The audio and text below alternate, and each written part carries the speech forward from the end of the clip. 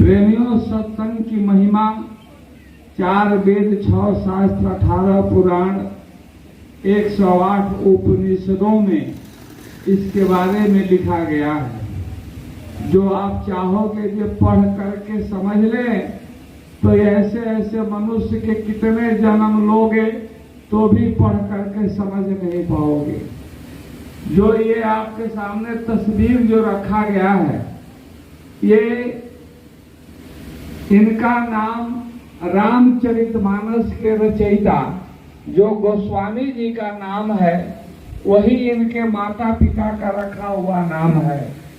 जो गुरु का नाम नहीं लिया जाता, विशेष कहीं मर्यादित ढंग से नाम रखा जाता है, लेकिन कर देते हैं कि रामचरितमानस की जिन्होंने रचना किया है, या आपके घर के आंगन में भी जो लगाते हैं पौधा वृंदा, उसका भी एक नाम है, वही नाम इनका है। लेकिन 10 जुलाई 1952 से इन्होंने इस देश में जय गुरुदेव नाम का प्रचार किया और जय गुरुदेव नाम के बारे में इन्होंने बताया। और ये गांव गांव शहर शहर सत्संग सुना करके आज यह मानव का तन किस लिए परमात्मा ने दिया, ये शरीर क्या है, आत्मा क्या है, मन क्या है, इसकी क्या उपयोगिता है, ये तमाम बात बाबा जय गुरुदेव जी महाराज सत्संग के माध्यम से बताए। पहले गांव में सत्संग नहीं होता था। पहले गांव में भागवत की कथा होती थी, राम कथा होती थी और गांव में मंदिरों पर लोग कीर्तन मंगल गाया करते थे। लेकिन बाबा जी सत्संग सुनाना शुरू किए और धीरे धीरे ये सत्संग बढ़ते बढ़ते एक बहुत बड़ा जन सैलाब। आप चलोगे जब सत्संग में मथुरा तो देखोगे कि आपकी आंख जहाँ तक जाएगी वहां तक केवल आदमी ही आदमी दिखाई देगा। इतनी बड़ी भीड़ सत्संग के तरफ में आप देखोगे। बाबा जी हमारे कहते हैं कि देखो ये मानव का शरीर परमात्मा ने अति दया और कृपा करके हमें आपको दिया, और ये शरीर बार बार मिलने वाला नहीं है। ये शरीर 4 खान, अंडज, पिंडज, उखमज और स्थावर, ये 4 खानों में एक एक खान में एक एक कल्प, 100 कल्प जन्म मरण के बाद जाकर के मानव का शरीर मिला है। एक बार शरीर अगर आपका छूट गया तो अरबों खरबों वर्ष लग जाएगा उसके चक्कर लगाने में। जानते हो एक कल्प कितने का होता है? 17,28,000 वर्ष का सतयुग होता है। 12,96,000 वर्ष का त्रेता होता है। 8,64,000 वर्ष का द्वापर और 4,32,000 वर्ष की कलयुग इसकी आयु है। ये चारों युग एक बार जब घूमते हैं तो एक चौकड़ी होता है। जैसे एक सप्ताह में 7 दिन होता है, रवि, शुक्र, मंगल, बुध, बृहस्पति, शुक्र और शनि, वैसे ही चारों युग एक बेर जब घूम जाते हैं तो एक चौकड़ी होता है। और 72 चौकड़ी जब घूमता है तो एक मनवंतर होता। 14 मनवंतर घूमते हैं तो एक कल्प होता है। और कई कई कल्प वर्ष तक एक एक जोनियों में जन्म और मरण है। तब जाकर के ये मानव का तन मिला है। जो गोस्वामी जी महाराज रामचरितमानस में कहते हैं कि बड़े भाग्य मानुष तन पावा। 2 चीज बड़ी भाग्य से मिलता है। ये मानव का तन बड़े भाग्य मनुष्य तन पावा और सुर दुर्लभ सब ग्रंथ लगावा। जिस देवी देवता का ये संसार के लोग पूजा पाठ करते हैं, वो देवी देवता भी तरसते हैं कि हमको भी ये मानव का तन मिल जाता तो हम भी यह तन से कर्म करके अपनी जीवात्मा का कल्याण कर लेते। क्योंकि इसी तन में भजन करने की, कर्म करने की स्वतंत्रता दी गई है। गोस्वामी जी महाराज कहते हैं कि नर तन सम कव नो नहीं देही जीव चराचर जात कतेई। इस न तन के जैसा संसार में कोई शरीर नहीं है। नरतन सब कौनो नहीं देही जीव चराचर, चराचर जोनियों में देख लो, जीव चराचर कोई ऐसा तन नहीं है। और इसी तन की कमाई से नरक स्वर्ग अपवर्ग निषेधी ज्ञान विराग भक्ति शुभ देनी। इसी शरीर की कमाई से तू स्वर्ग में चले जाओ, नरक में चले जाओ। ज्ञान, वैराग्य और भक्ति इसी शरीर की कमाई का फल है, इसी शरीर की कमाई होता है। तो बाबा जय गुरुदेव जी महाराज ये हमें आपको समझाते हैं कि यह तन देव दुर्लभ है, बड़ी भाग्य से मिला है। साधन धाम मोक्ष के द्वारा, साधना के लिए, मोक्ष पाने के लिए ये साधना का धाम है। इसी शरीर से मोक्ष मिलेगा तो सबसे पहले इसकी हिफाजत करने को ये कहते हैं। कि इसकी हिफाजत कैसे होगी? तो पहले खान पान जो अपना है ना, इसको आप दुरुस्त कर लो। इसके लिए बाबा जी कहते हैं कि मांस, मछली, अंडा, ताड़ी, दारू, गांजा, भांग ये सब खाना पीना छोड़ दो। ये शरीर के लिए नुकसानदेह है। जो आदमी मांस मछली खाता है, आप गरुड़ पुराण पढ़ोगे तो गरुड़ पुराण में लिखा हुआ है कि उस जीव को कुंभी पाप नरक में ले जाकर के यमराज तड़पाते हैं। कुंभी पाप क्या होता है? बहुत बड़े बड़े कराह होते हैं, उसमें तेल खौलते रहता है। जैसे देखो सब्जी बनता है, तेल के अंदर में फ्राई होता है, उसी तरह जीव को कुंभी पाप नरक में ले जाकर के डाल और छनावटा से चलाते हैं। जानते हो कितने दिन? कई कई हजार बरस तक वो तेल के कड़ाह में भूनते हैं। ये जीव चीखता चिल्लाता है। तो बाबा जी कहते हैं कि मांस, मछली, अंडा, ताड़ी, दारू ये खाना पीना छोड़ दो। वैसे भी देखो तुम्हारे शरीर की बनावट जो है ना, ये मांस खाने की बनावट नहीं है। बाबा जी कहते हैं मांस खाने वाले प्राणी हैं। पहचान बताते हैं कि जो जीभ से चाट करके पानी पीता है, जिसका दांत नुकीला नुकीला है, जो जन्मते आंख से नहीं देखता है, जिसके शरीर से पसीना नहीं निकलता है, उसका भोजन मांस है। जैसे कुत्ता, बिल्ली, भालू, बाघ, चीता और शेर ये मांस खाने वाले प्राणी हैं।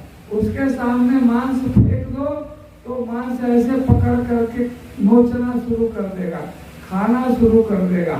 मांस नहीं खाने वाले प्राणी का पहचान बताते हैं कि जो ओठ से खींच करके पानी पीता है, जिनका दांत चपटा चपटा है, जिसका नाखून चपटा चपटा है, जन्मते आंख से देखता है, शरीर से पसीना निकलता है, उसका भोजन मांस नहीं है।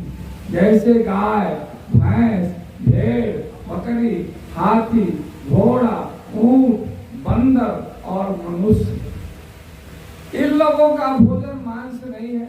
देखो तुम्हारे यहाँ गाय है, गाय के नाद में मांस ले जाकर डालोगे, गाय मांस खाएगी? नहीं खाएगी। ये हिंदुस्तान में ही नहीं, दुनिया के किसी भी देश में गाय के नाद में मांस रखोगे, उसके बर्तन में मांस रखोगे तो नहीं खाएगी। बहुत से लोग कहते हैं मांस खाने से ताकत आती है। अरे हाथी को देखो, हाथी कितना बलवान है, कितना ताकतवर है, हाथी मांस नहीं खाती। घोड़ा को देखो, हॉर्स पावर के नाम से दुनिया में सारे मशीन जाने जाते हैं, घोड़ा मांस नहीं खाता। ये जो बैल है, जो खेतों में काम करता, उतना बोझ खींचता है, वो भी मांस नहीं खाता। तो ये भ्रम है। लोग कहते हैं मांस में स्वाद है, मांस में स्वाद नहीं है, वो तो मसाला उसके अंदर जो डालते हैं, गरम मसाला, तेल, उसके अंदर स्वाद आता। लेकिन मांस में तो कोई स्वाद नहीं होता है। और मांस अगर मनुष्य का भोजन होता तो जब छोटे बच्चे जब जन्म लेते और जब उनके दांत जब निकल जाते हैं तो उनको खिचड़ी बना करके नहीं दिया जाता, उनको मांस दिया जाता कि नोच नोच कर खाते। लेकिन देखो बच्चे जो हैं वो दूध पीते हैं और खिचड़ी कितना खाते हैं, तो ये मांस भोजन नहीं।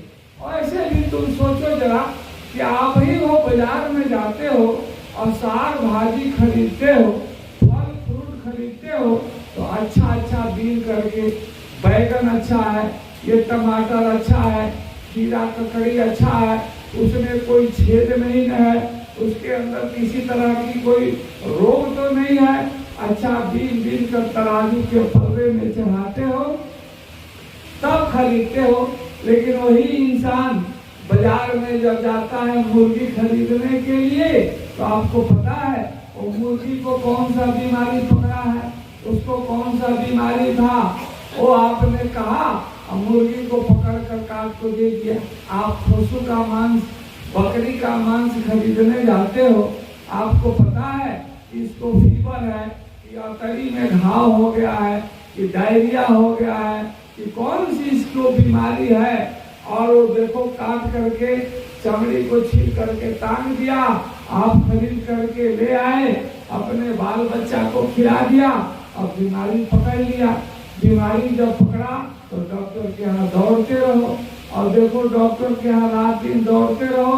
यही डॉक्टर कहता है कि इंसान अगर तुम शुगर पकड़ लिया, तो हमने बहुत से लोगों को देखते हैं कि जिसको शुगर पकड़ लिया और चीनी मिठाई नहीं खाते हैं, बिना चीनी का ही चाय पीते हैं, बड़े बड़े पार्टियों में जाते हैं, जब आगे नाश्ता आता है तो बगल वाले को दे देते, नहीं खाते। क्यों? आकि हम मर जाएंगे। तो शरीर की रक्षा के लिए नहीं खाते। बीपी हाई हो गया, डॉक्टर कह दिया नमक नहीं खाते हैं। आज महात्मा गांव गांव में चिल्ला रहे कि बाबा जी का कहना है कि शाकाहारी रहना है। ऐ इंसान, ये मांस मछली अंडा छोड़ दो, ये बहुत गलत चीज है, इसको खाओगे नरक में ही जाओगे, लाख पूजा पाठ करोगे तुम्हें कोई बचा नहीं पाएगा। तो सबसे जरूरी शरीर की हिफाजत, शरीर की सुरक्षा, क्योंकि इसी शरीर से भगवान का भजन होगा। तो ये शरीर तो बहुत भाग्य से मिला है और ये दुर्लभ भी है। श्रीमद् भागवत में लिखा गया है कि दुर्लभो मनुष्यो देहो देहिनाम क्षण भंगुरा। ये दुर्लभ है।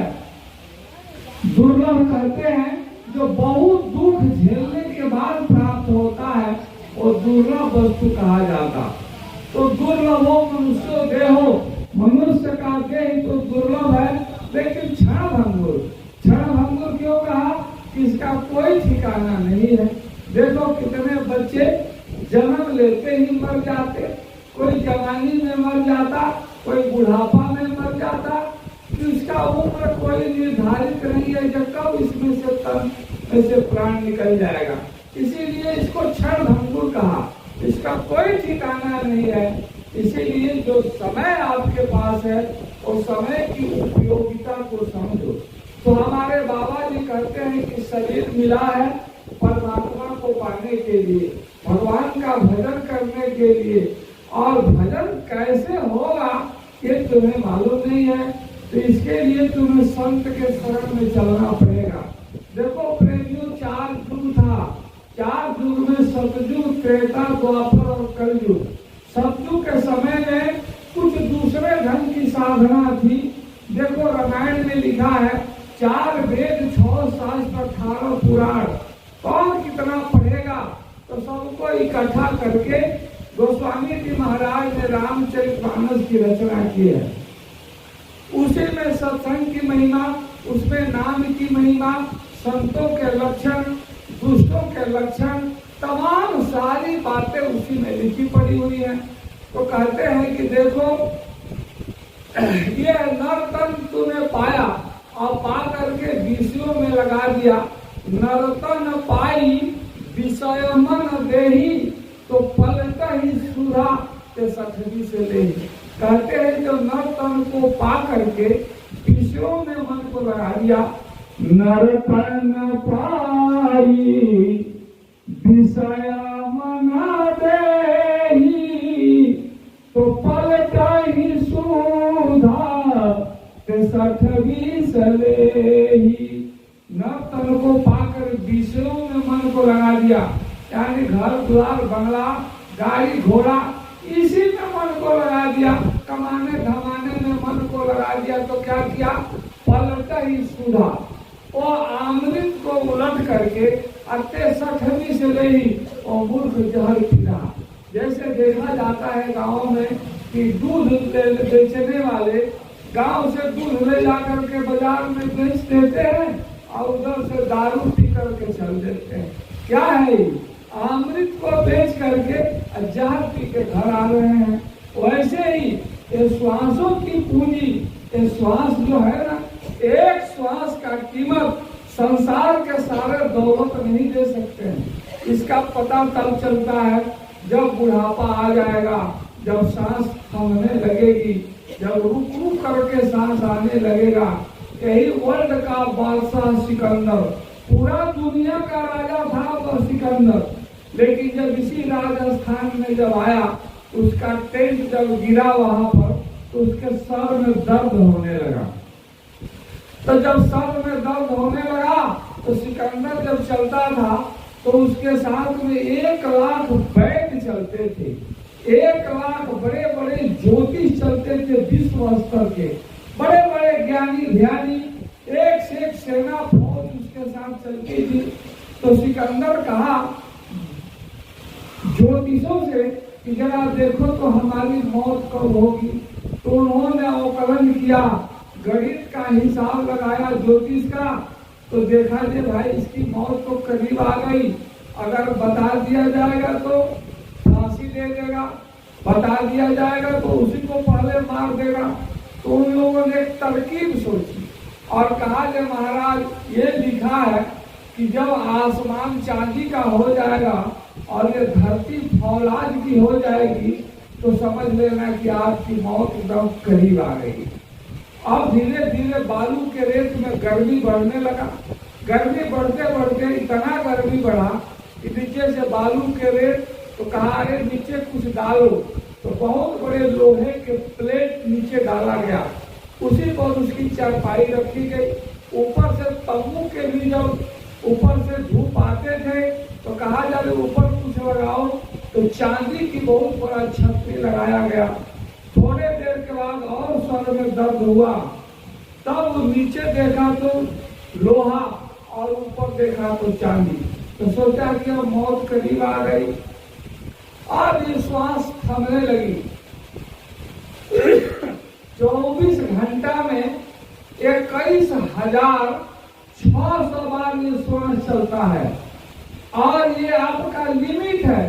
जिस दिन ये पूंजी खत्म हो जाएगी उस दिन आपको मकान को छोड़ करके, शरीर को छोड़ करके यहाँ से चला जाना है। तो सिकंदर के सांस जब रुकने लगा तो 18 किलोमीटर के क्षेत्रफल में हीरा जवाहरात, चांदी सोना रखा गया था। सिकंदर बोला कि अरे भाई कोई आदमी अपना सांस मुझे दे दो, जरा राहत मिल जाए। जो आदमी मुझे अपना सांस देगा उसके बदले में मैं इसमें से आधा संपत्ति दे दूंगा।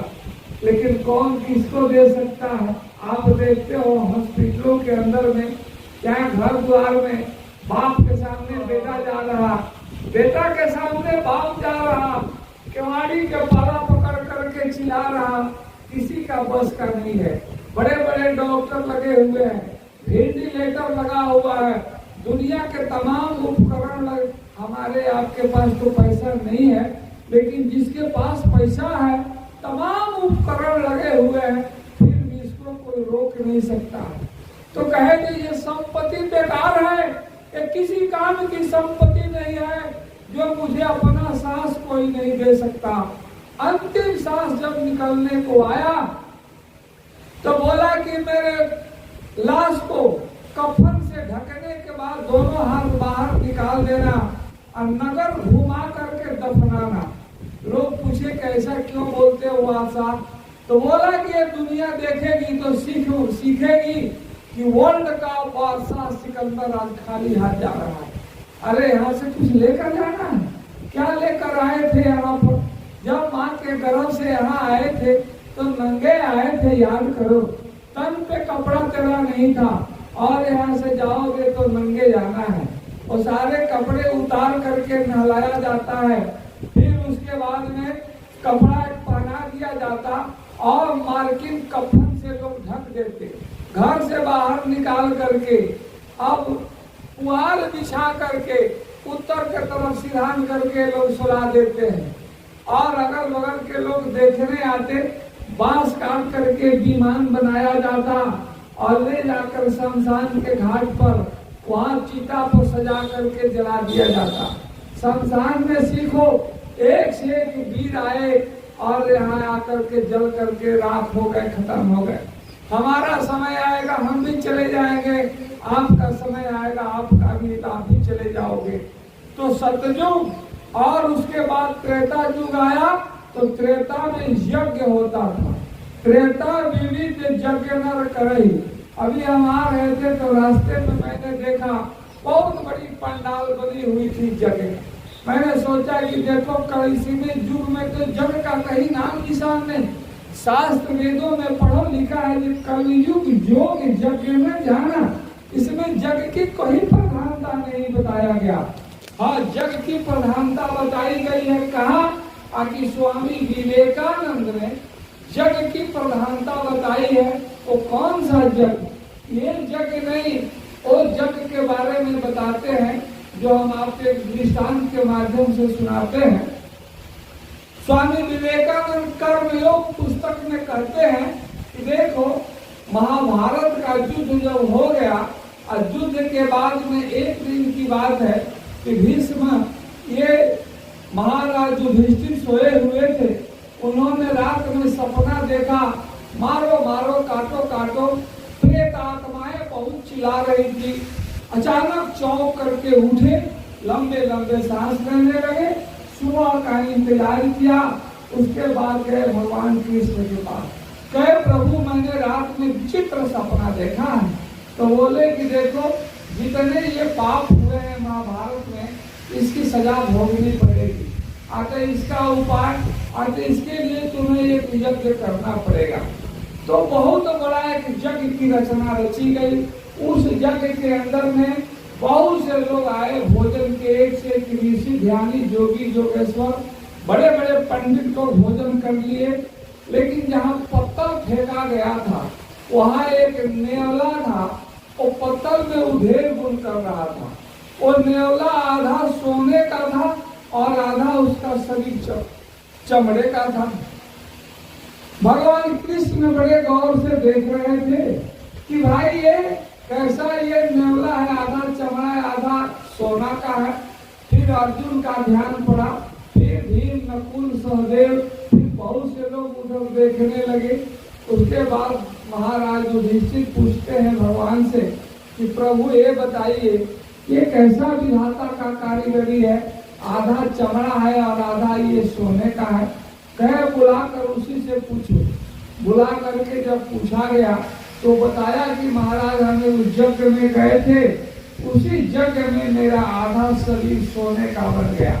उसके बाद मैं बहुत से यज्ञ में घूमता रहता हूँ कि कोई ऐसा यज्ञ मिले जिस यज्ञ में मेरा पूरा शरीर सोने का बन जाए। तो मैंने सुना था कि महाराज युधिष्ठिर बहुत बड़ा यज्ञ करा रहे हैं, तो मैं इस यज्ञ में आया, लेकिन यहाँ मेरा एक बाल भी सोना का नहीं बना। सारा अभिमान इनका चकनाचूर हो गया। सोचने लगे कि वो कौन यज्ञ था जिस यज्ञ में तेरा आधा शरीर सोने का बन गया। तो नेवला कहानी सुनाता है। नेवला कहता है गांव में वो पंडित जी थे, उस घर में मात्र 4 आदमी थे। पंडित जी का पुत्र था, उनकी पुत्र बहू थी और पंडित जी की धर्म पत्नी और पंडित जी जीविका